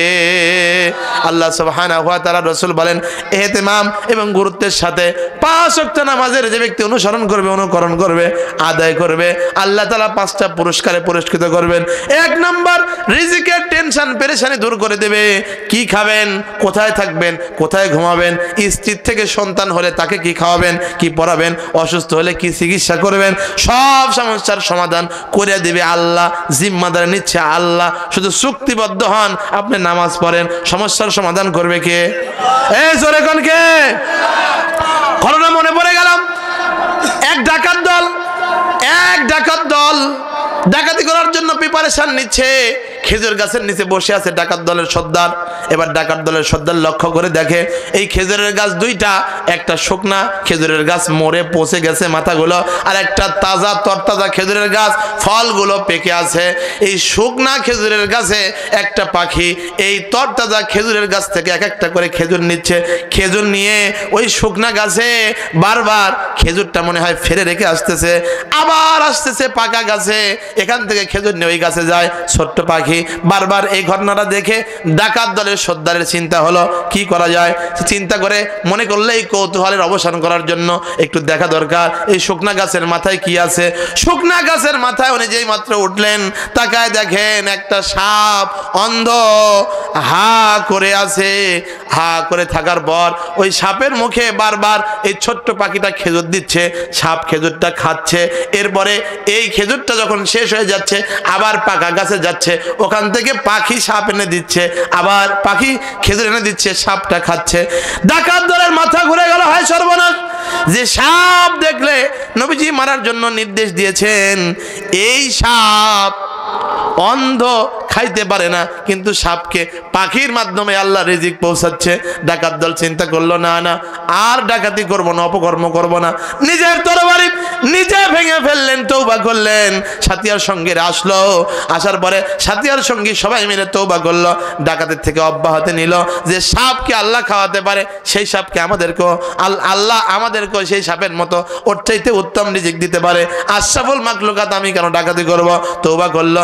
এরপর হজের নিয়াত করলো, হজ করার জন্য রওনা দিয়েছে। পথের মাঝখানে আল্লাহ রাব্বুল আলামিন একজন ব্যক্তিকে পাঠিয়ে দিলেন। ব্যক্তি বলতেছে, আপনি কি অমুক দলের অমুক নেতা? কয় হ্যাঁ আমি অমুক দলের অমুক নেতা। কয় গতকাল আমার কাছে নবীজি সাল্লাল্লাহু আলাইহি সাল্লাম এসেছেন, উনি আমাকে জানায় দিয়েছে এই যে জামা কাপড়, এই জামা কাপড়গুলো যেগুলো আছে, এই জামা কাপড়গুলো তুমি অমুক দলের সর্দারকে দিয়ে দিও। একটু জোরে সরে কোন মারহাবা। ডাকাতের সর্দার কেঁদে দিলেন আর বললেন, হায় হায়, আমি তওবা করার কারণে আল্লাহ আমাকে এত সম্মান দিয়েছে, স্বয়ং নবীজি আমাকে জামা পরানোর জন্য বলেছে। একটু জোরে সরে কোন সুবহানাল্লাহ। এই জন্য প্রিয় মুসলমান ভাইরা আমার, এখনই তওবা করেন। যা অপরাধ করেছি হালাল রুজি অন্বেষণ করবো, 5 ওয়াক্ত নামাজ পড়বো, জিকির আজকার করবো। সাপকে যদি খাওয়াতে পারে আমাকে আর আপনাকে খাওয়াবেন আল্লাহ। আল্লাহ রাসূল বলেন 5 ওয়াক্ত নামাজের ইহতিমাম করলে প্রথম নাম্বার পুরস্কার আল্লাহ সুবহানাহু ওয়া তাআলা প্রথম নাম্বার হচ্ছে রিজিকের পেরেশানি দূর করে দেবে। 2 নাম্বার কবরের আযাব হটায় দিবে। 3 নাম্বার আল্লাহ সুবহানাহু ওয়া তাআলা আমলনামা ডান হাতে দেবে। কে কে আমলনামা ডান হাতে চান একটু হাত তোলেন, একটু হাত তোলেন। আল্লাহ তাআলা আমাদের আমলনামাকে ডান হাতে দেওয়ার তৌফিক দান করেন, জোরে কোন আমিন। 5 নাম্বার আল্লাহ, 4 নাম্বার আল্লাহ সুবহানাহু ওয়া তাআলা প্রত্যেককেই ফুলসিরাত পার হতে হবে। প্রত্যেক কিয়ামতের ময়দান থেকে জান্নাতে যদি যাইতে হয় প্রত্যেককেই ফুলসিরাতে পা দিতে হবে। 30,000 বছরের রাস্তা, চুলের চাইতে চিকন, তরবারির চাইতে ধারালো। এই রাস্তাটা আল্লাহ বিজদি আকারে পার করে দিবে নামাজের মাধ্যমে, জোরে কোন সুবহানাল্লাহ। 5 নাম্বার বিনা হিসাবে জান্নাতে দেবে। এই জন্য বিনা হিসাবে যারা জান্নাত চান নামাজ পড়তে হবে কয় ওয়াক্ত? 2 নাম্বার ওয়ালাম নাকু নুতঈমুল মিসকিন। 2য় নাম্বার কারণ হচ্ছে আমরা মিসকিনদেরকে খাবার দিতাম না, যার কারণে আজকে জাহান্নামে এসেছি। 1 নাম্বার বেনামাজি হওয়ার কারণে, 2 নাম্বার মিসকিনদেরকে খাবার না দেওয়ার কারণে। এই জন্য মিসকিন, গরিব, এতিম যারা আছে তাদেরকে খাবার দেওয়ার দরকার আছে না নাই? প্রতিদিন নিয়াত করেন 2 টাকা হলেও দান করবেন। দান করলে আল্লাহ পেরেশানি দূর করে দেয়। আর সদকাতু তারুদ্দুল বালা ওয়া তাজিদু ফিল উমর, দান করলে আল্লাহ দুইটা পুরস্কার দেয়। এক নাম্বার হচ্ছে মুসিবত দূর করে দেয়, দুই নাম্বার হচ্ছে হায়াত বাড়ায় দেয়। কে? এই জন্য দুই নাম্বার সমস্যার কথা জাহান্নামীরা বলবে ওয়ালাম নাকু নুতিমুল মিসকিন, আমরা মিসকিনদের খাবার দিতাম না। এরপরে আল্লাহ সুবহানাহু ওয়া তাআলা বলতেছেন তারপরে সমস্যা কি হবে? এরপরে তারা বলবে যে আরো একটা সমস্যা হচ্ছে, আমরা সমালোচক যারা ছিল তাদের সঙ্গে সমালোচনা করতাম, শাস্ত্রের সমালোচনা, হিন্দুদের সঙ্গে যোগ দিয়ে মুসলমানের বিরুদ্ধে সমালোচনা, মুসলমান প্রাথমিক অবস্থায় ইমানদাররা যারা ইমান গ্রহণ করেছিল তাদের সঙ্গে কাফেররা সমালোচনা করতো কিনা? এইরকম ওই আপনি ইসলামিক দলের পক্ষে নড়তেছেন, আপনার বিরুদ্ধে সমালোচনা আছে না নাই? সমালোচকদের সাথে সমালোচনা করতাম। আর 4 নাম্বার হচ্ছে আখেরাতে আমরা বিশ্বাস করতাম না। এই জন্য এই 4টি অপরাধের কারণে আজকে জাহান্নামে এসেছি। আজকে নিয়াত করেন এই 4টি অপরাধ যেন আমাদের ভিতরে না থাকে। আল্লাহ আমাদেরকে পরিপূর্ণ পবিত্র অবস্থায় রাসূলুল্লাহর সঙ্গে জান্নাত দেন। জোরে সরে কোন আল্লাহুম্মা আমিন, আর জোরে আল্লাহুম্মা আমিন। প্রিয় ভাইরা আমার, বিশ্বনবীর সঙ্গে কারা জান্নাতে থাকতে চান তারা একটু দুই হাত তোলেন, দুই হাত তোলেন। লিল্লাহি তাকবীর, নারায়ে তাকবীর। আপনারা এই ডান হাতটা পকেটের মধ্যে দিবেন। নবীর ঘর মাদ্রাসা চালু হয়েছে, এই মাদ্রাসা টিকে রাখা লাগবে, কতক্ষণ ঠিক কিনা? ডান হাতটা সরাসরি পকেটে দিবেন। আল্লাহ তাআলা আমাদের তৌফিক দান করেন, জোরে কোন আমিন। উহুদের ময়দানে সৈন্য সংখ্যা ছিল মুসলমানদের, উহুদের ময়দানে সৈন্য সংখ্যা গিয়েছিল 1000। এখন যারা উঠে যাবি বুঝবেন এরা হচ্ছে আবু জাহলের লোক। কার লোক? এই কতক্ষণ কার লোক? আবু জাহলের লোক। আপনার টাকা দেন আর না দেন উঠে যায় না। আপনি দোয়া করেন আল্লাহ এই মাদ্রাসা চলা দরকার, আমার সামর্থ্য নাই, আমি দিতে পারছি না, আল্লাহ আরেক ভাইয়ের টাকা আছে ওকে দেওয়ার মতো মন মানসিকতা দাও, আল্লাহ তৌফিক দান করুক, জোরে কোন আল্লাহুম্মা আমিন। ব্যাগ নিয়ে যান, ব্যাগ নিয়ে যান। আর যারা 10,000, 20,000, 30,000, 5,000, 6,000, 2,000, 1,000 টাকা দিবেন, একটু আসেন, আসেন ভাই। কোন ভাই আছেন আল্লাহর রাসূলের ঘর মাদ্রাসাকে জিন্দা করার জন্য? কোন ভাই আছেন একটু দিতে চান? দিয়া ধন বুঝে মন কেড়ে নিতে কতক্ষণ? গাইবান্ধা যাবেন, পলাশবাড়ি থেকে গাইবান্ধা যাবেন 30,000 টাকা নিয়ে। আজকে 1,000 টাকা যদি দান জালসায় দান করেন 30,000 টাকা সেভ হয়ে যেত। কিন্তু 1,000 টাকার দরদ লাগছে, দেন নাই। আল্লাহ চোরকে কষে যা ব্লেড দিয়া পকেট কেটে 30,000 কেল্লা ফতে হয় না? হয় না? কতক্ষণ না কে? আল্লাহ রাসূলের একটা হাদিস বলি, যার উপরে জাকাত ফরজ, জাকাত দেয় না 1 লাখে 2,500, 1 লাখে কয় হাজার? 2,500 জাকাত দিল না। আল্লাহ রাসূল বলেন পুরা সম্পদকে ওই 2,500 ধ্বংস করে দিবি। কথা বুঝেছেন? এই পলের পালা আছে না, খেরের পালা, অনেক লোক আছে বউকে তুলে দেয় খেরের পালার উপরে, তাই না? কয় তুমি পল ভাঙো আমি পল মারি। কথা কয় না কে? ওই কি চালাক লোক? আচ্ছা ওই পলের পালা পূরণের জন্য বেশি কিছু দরকার? একটা ম্যাচের কাঠই শেষ। কথা কয় না কে? ঈমান নষ্টের জন্য বেশি কিছু দরকার হয় না। কথা বুঝেছেন? আপনার টাকা শেষ করার জন্য বেশি কিছু লাগবে না। রিক্সা চলে যাচ্ছেন, আর একটা রিক্সা লাগবে, পড়ে যাবেন, মাথা লাগবে রোডের সাথে, কবিতে মাথার রক্ত জমে গেছে, অপারেশন করা লাগবে 30 লাখ। কয় লাখ? জোরে কোন কয় লাখ? আজকে 300 টাকা দিলে বাঁচে গেলেন নি, তখন 30 লাখ লাগবে। বুঝবেন কি অবস্থা? আল্লাহ হেফাজত করুক, জোরে কোন আমিন। আরো জোরে আমিন। আয় আল্লাহ। রওজাতুল জান্নাত বোন আমার একটা কোরআন শরীফ করলো দান, মিজান মিয়া একটি কোরআন শরীফ করলো দান, আল্লাহ 300 টাকা করলো দান, কবুল করেন, মেহেরবান, বিথা দিবেন না বান্দার দান। আত্মীয় স্বজন যারা গিয়েছে কবরে মাফ করে দেন, তাদের তরে নেকির থলি ভরে দিবেন, শূন্য রেখেন না। আল্লাহ কবরেতে শান্তি দিবেন, শাস্তি দিবেন না। বীর মুক্তিযোদ্ধা, রেমিটেন্স যোদ্ধা, নুন নবী, প্রবাসী 5,000 টাকা করলো দান।